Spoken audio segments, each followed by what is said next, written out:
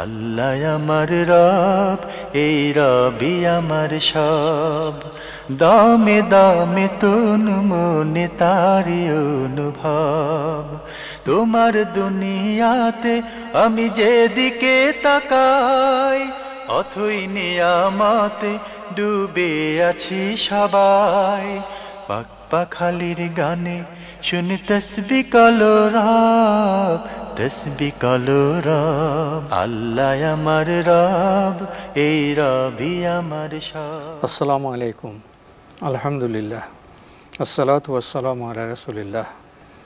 প্রিয় দর্শক, আপনারা যারা দেশে আছেন প্রবাসী, সবাইকে জানাই অনেক অনেক প্রীতি ও শুভেচ্ছা। শুরু হলো এনটিভি আয়োজিত এবং ভীষণ নিবেদিত অনুষ্ঠান আপনার জিজ্ঞাসা। আপনাদের সাথে আছি আমি জয়নুল আবেদিন আজাদ। আর আজকে আমাদের মাঝে অতিথি হিসেবে উপস্থিত আছেন বিশিষ্ট আলেম ডক্টর মোহাম্মদ মতিউল ইসলাম। আসসালামু আলাইকুম রহমতুল্লাহি ওয়া বারাকাতুহু।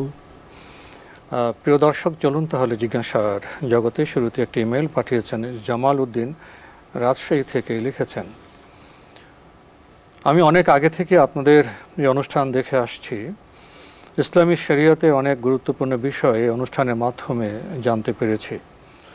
এজন্য মহান আল্লাহর দরবারে শুকরিয়া ও আপনাদের প্রতি কৃতজ্ঞতা জ্ঞাপন করছি। দু ভাইয়ের মধ্যে আমি ছোট। আমার স্ত্রী ও কন্যা সন্তান রয়েছে। আমার প্রশ্ন হলো, ভাইয়ের সম্মতি নিয়ে আমি কি আমার সম্পত্তি, বিশেষ করে বাড়ি, স্ত্রী ও সন্তানদেরকে দিয়ে দিতে পারি? বা এই উদ্দেশ্য সাধনে দয়া করে শরীয়তে অন্য কোনো বিধান থাকলে বলবেন। বিসমিল্লাহ, আলহামদুলিল্লাহ, সালাতু ওয়াসসালামু আলা রাসূলিল্লাহ ওয়া বা'দ। ভাই যে প্রশ্ন করেছেন যে ওনার মেয়ে রয়েছে এবং নিজের ভাইয়ের অনুমতি নিয়ে কি মেয়েদেরকে সম্পদ দিতে পারবেন কি না? না ভাইজান, এই কাজটা করবেন না। এটা আল্লাহ এবং আল্লাহ রসুল অনুমোদন করে না। ইসলামী শরিয়া এটা অ্যালাউ করে না। হলো আপনার ভাই আপনাকে বললো, আচ্ছা ঠিক আছে তুমি দিয়ে দাও। তো আপনি সম্পদ, আপনার যখন নিঃশ্বাস নেই ডাক্তার ঘোষণা দেবে, তখন আপনার সম্পদের গতিতে যার কাছে যাওয়ার সেখানে চলে যাবে উত্তরাধিকার আইন অনুযায়ী। আল্লাহ না করুন, কথার কথা ধরে নিলাম আপনি সম্পদ দিয়ে দিলেন মেয়েদের নামে, দিয়ে দেওয়ার পরে স্ত্রী এবং কন্যা সন্তান হলো, স্ত্রী এবং কন্যা সম্পদের নামে দিয়ে দিলেন। আল্লাহ না করুন, হঠাৎ করে অ্যাক্সিডেন্ট করে কোনো একটা দুর্ঘটনা ঘটে গেল, XYZ, আপনার কথা বাদ দিলাম, তাহলে তো আবার ওই যে সম্পদ, এখন মেয়েরা সম্পদের মালিক হয়ে যাবে, আপনার স্ত্রীর সম্পদের মালিক হয়ে যাবে, আপনি কিচ্ছুই রইলেন না। আপনার সম্পদ আপনার কাছে থাকবে। সম্পদ থেকে আপনি ইচ্ছে করলে ওসিয়ত করতে পারবেন। ওসিয়ত হলো যারা ওয়ারিস তাদের জন্য ওসিয়ত করা যাবে না। ওয়ারিসের বাইরে অন্যদের জন্য ওসিয়ত করা যেতে পারে। একজন নিরীহ মানুষ, একটা মাদ্রাসার জন্য, একটা মক্তবের জন্য, দূরবর্তী কোনো আত্মীয়, তাদের জন্য আপনি ওসিয়ত করতে পারেন। তাও শরীয়ত নির্ধারণ করে দিয়েছে নিজের সম্পদের 3/1 ভাগ। মোদ্দা কথা 3/1 ভাগের বেশি নয় না। মোটা দাগে আপনার কথার উত্তর হচ্ছে যে আপনার ভাই এখন বলল যে ঠিক আছে তুমি দিয়ে দাও, কিন্তু ভাইটা বললেও যে ভাইয়ের অনুমতি তো নিয়েছি, তাও আপনার জন্য এটা জায়েজ হবে না, এটা করা ঠিক হবে না। ভাইয়ের অনুমতি চাওয়া দরকার নাই। সম্পদ আপনার নিঃশ্বাস নেই, অর্থাৎ আপনি মৃত্যুবরণ করেছেন, আমি মৃত্যুবরণ করেছি, তারপরে আমার সম্পদের গতিতে যার কাছে যাওয়া চলে যাবে। এটাই হলো শরীয়তের বিধান। ফলে এই কাজটা করবেন না। আর প্রয়োজনে তো সম্পদ থেকে আপনি ব্যয় করতেই পারবেন স্ত্রী সন্তানের জন্য। আপনি আপনার আদার্স অন্য কোনো টাকা নেই, মেয়েকে পড়াচ্ছেন, মেডিকেল পড়াচ্ছেন, ইঞ্জিনিয়ারিং পড়াচ্ছেন, অনেক টাকা দরকার, আপনার সম্পদ বিক্রি করে আপনি করেন। এটা হলো আপনার ব্যয়, প্রয়োজন মেটাতে পারছেন, এইটা খরচ। হ্যাঁ, এইটা খরচ। কিন্তু আমার পরে তো আমার ভাইয়েরা মালিক হয়ে যাবে, তাহলে মালিক হয়ে গেলে আগে তাহলে আমি আমার সম্পদ আমাদের মেয়েদেরকে, স্ত্রীকে দিয়ে দেই, ভাই রাজি থাকুক বা না থাকুক, নো, এটা করা যাবে না। আমরা জানলাম বিষয়টি সম্পর্কে। প্রিয় দর্শক, আরও একটি ইমেইল পাঠিয়েছেন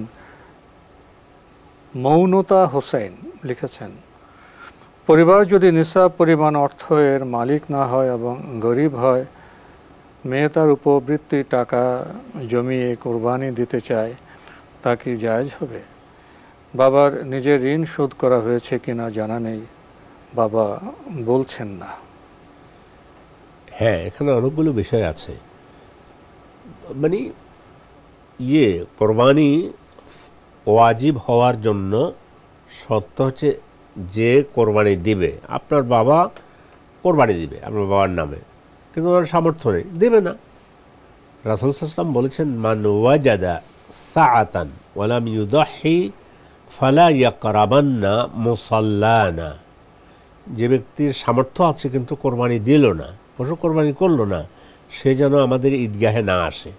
তার জন্য খুব কঠিন বার্তা। কঠিন বার্তা। যার সামর্থ্য নেই তার কোরবানি নেই, দেবে না। এবং সে মনে কিছু তার দুঃখ আসার কারণ নেই যে হারে আমার নাই, আমি দিতে পারলাম না, কোনো প্রয়োজন নেই। এই যে দরিদ্র পরিবারটির মেয়ে, সে বলছে আমার যে উপবৃত্তির টাকা আমি পাই সেটা জমিয়ে আমি কোরবানি দিতে চাই, এটা কি জায়েজ হবে? হ্যাঁ, যদি দেয়, এখন মেয়ে দেবে কার নামে?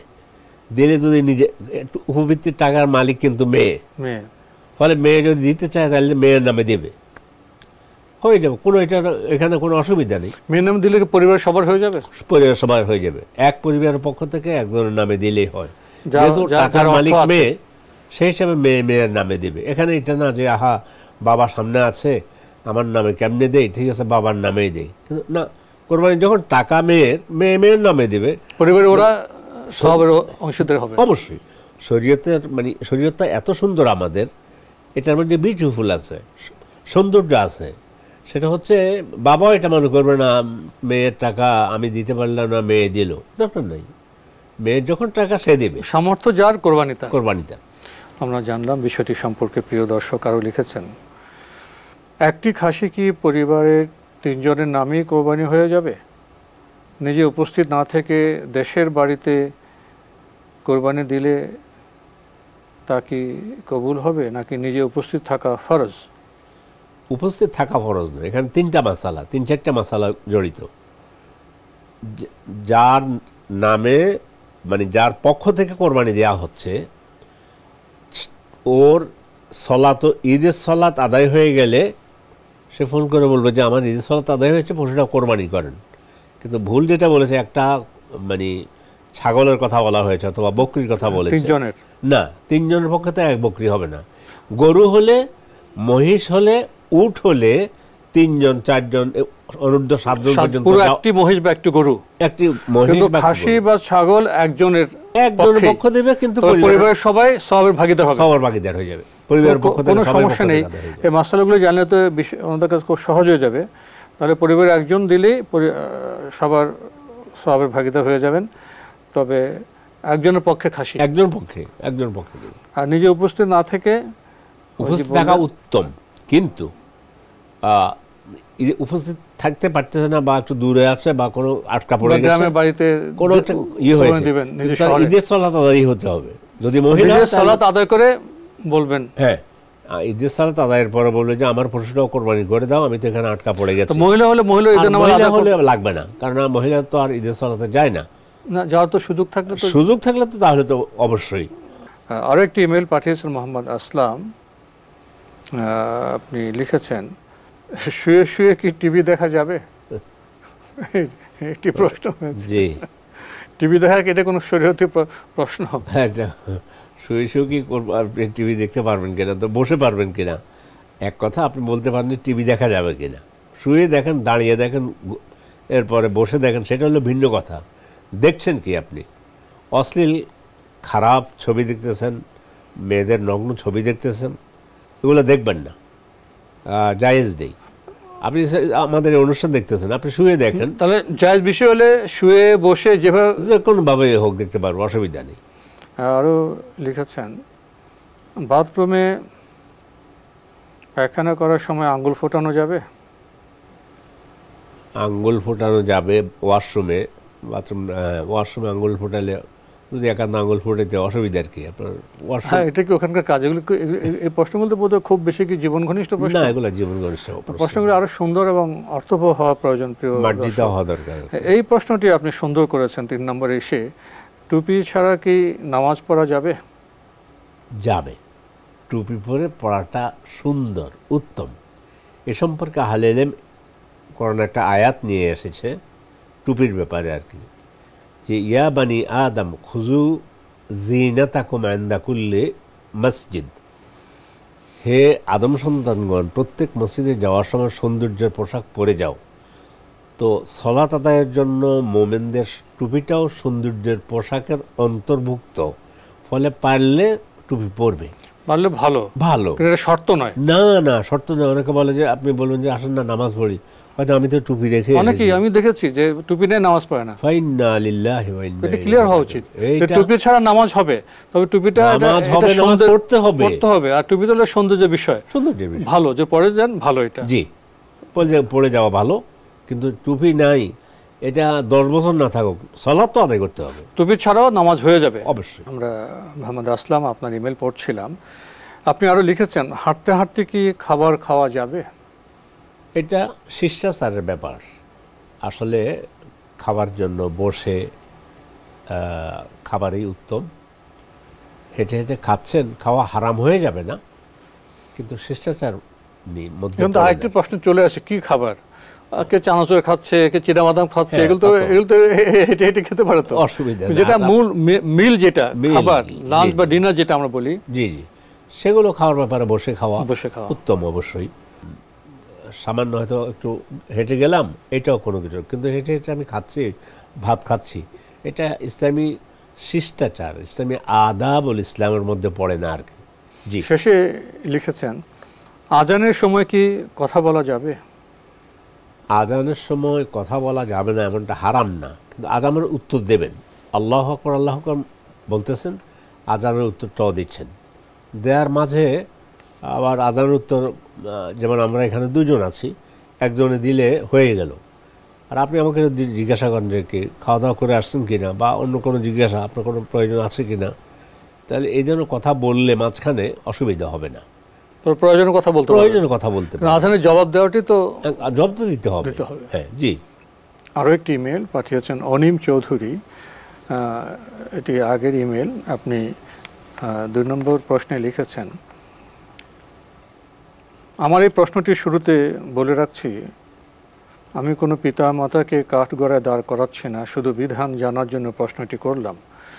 যদি কোনো সন্তান ছোটবেলা থেকেই দেখে আসে যে তার বাবা মা কয়েকদিন পর পর শুধু ঝগড়া করে, ঝগড়ার সময় অকথ্য ভাষায় একে অন্যকে গালিগালাজ করে, জিনিসপত্র ভাঙচুর করে এবং সন্তানের সামনে মারামারিও করে, এবং এই বিষয়গুলো একবার দুবার নয় বারবার সন্তানের সামনে ঘটতেই থাকে, তখন স্বাভাবিকভাবেই সেই অল্প বয়সের সন্তানের মনোজগতের উপর এর একটা নেতিবাচক প্রভাব পড়ে যায়। ফলে সেই সন্তান বড় হয়ে হয়তো রগচটা হয়, অথবা অনেক সময় মানসিকভাবে ভেঙে পড়ে, অথবা অনেক সময় মানসিক রোগীতেও পরিণত হয়। আমার প্রশ্ন, এই যে সন্তান এমন হলো, এর দায় সেই বাবা মার কতটুকু?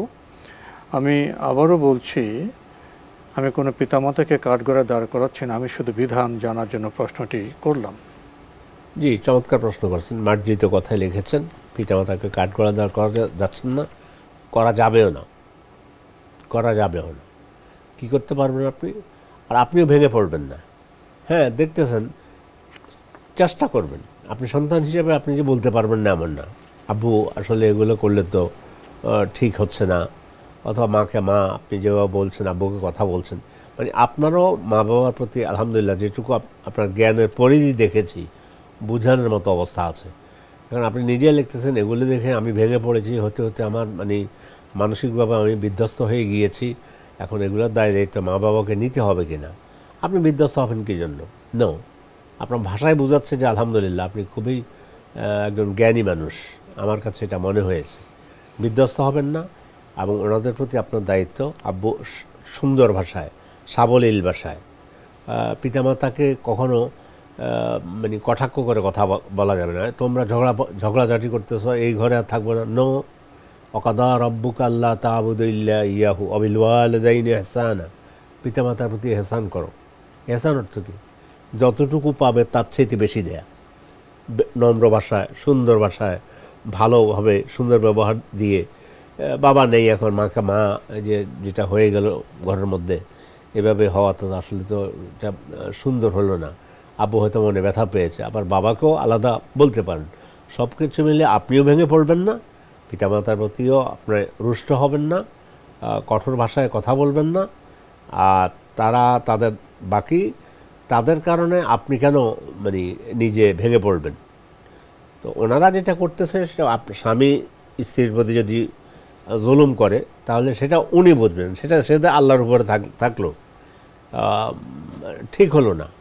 স্ত্রী যদি স্বামীকে অকথ্য ভাষায় কথাবার্তা বলে সেই জন্য তাকে আল্লাহর কাছে জবাব দিতে হবে, সেটা ওনাদের ব্যাপার।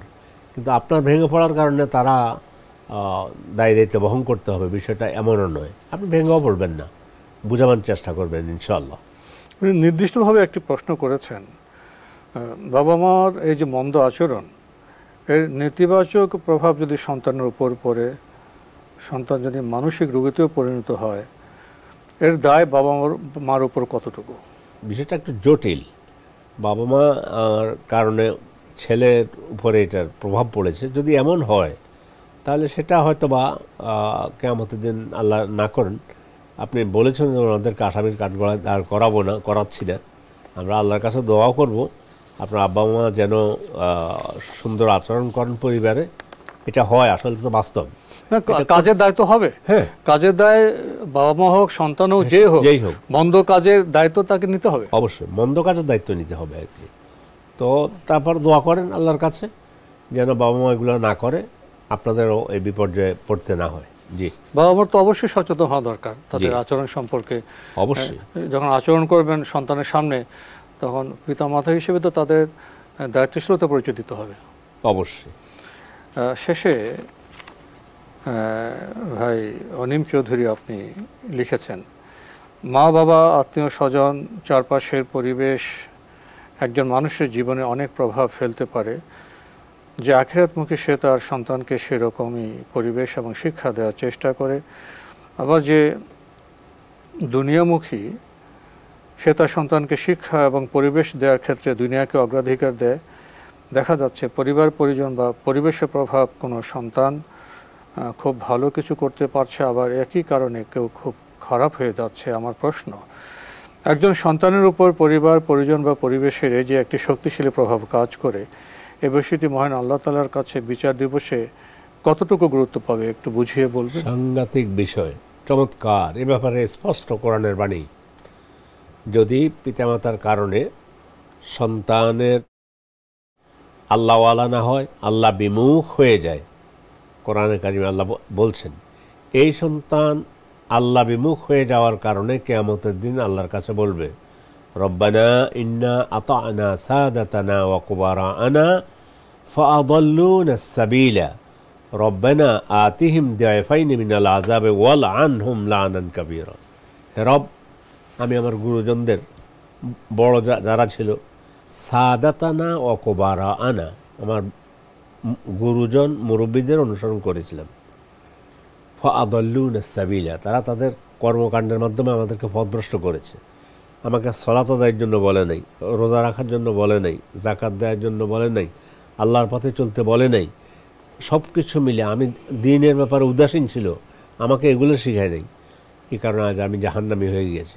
আমি আপনার কাছে প্রার্থনা আমার, রব্বানা আতিহিম দি'ফাইনি মিনাল আযাব, আপনার কাছে যে আযাব, আমার জন্য যে আযাব বরাদ্দ হয়েছে এর ডাবল শাস্তি তাদেরকে দিন।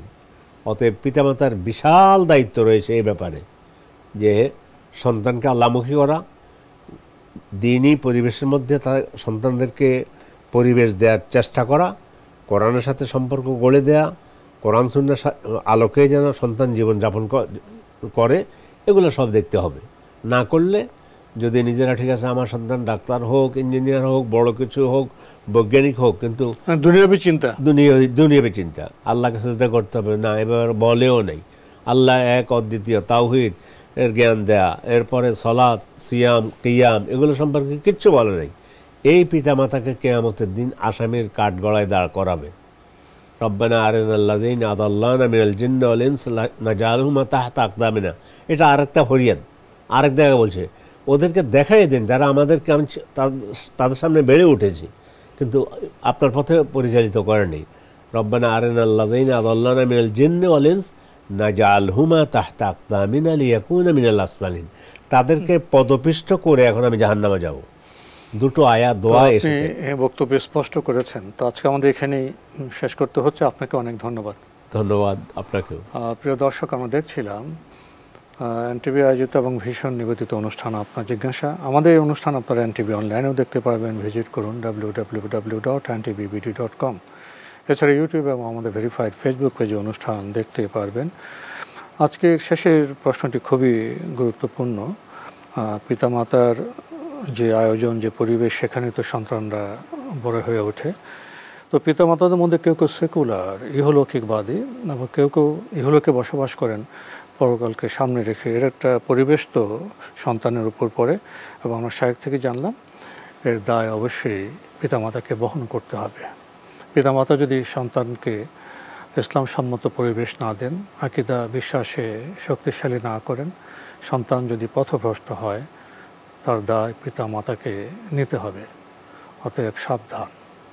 আমাদের যারা সমাজে অভিভাবক আছেন, পিতামাতা আছেন, আশা করি আমরা সবাই এ ব্যাপারে সচেতন হব। চিঠি লিখুন, প্রশ্ন পাঠান আমাদের ঠিকানায়। পরিচালক আপনার জিজ্ঞাসা, এনটিভি, বিএসসিসি ভবন, 7ম তলা, 102 কাজী নজরুল ইসলাম অ্যাভিনিউ, কারওয়ান বাজার, ঢাকা 1215। ইমেল অ্যাড্রেস আপনার জিজ্ঞাসা @ntvbd.com। মহান আল্লাহ আমাদের সবাইকে নিরাপদে রাখুন, রাখুন শান্তিতে। আসসালামু আলাইকুম। আল্লাহ আমার রব, এই রবি আমার সব, দামে দামে তন মনে তারি অনুভব। তোমার দুনিয়াতে আমি যেদিকে তাকাই, অথই নিয়ামতে ডুবে আছি সবাই। পাক পাখালির গানে শুনি তসবিহ কলরব, তসবিহ কলরব। আল্লাহ আমার রব, এই রবি আমার সব।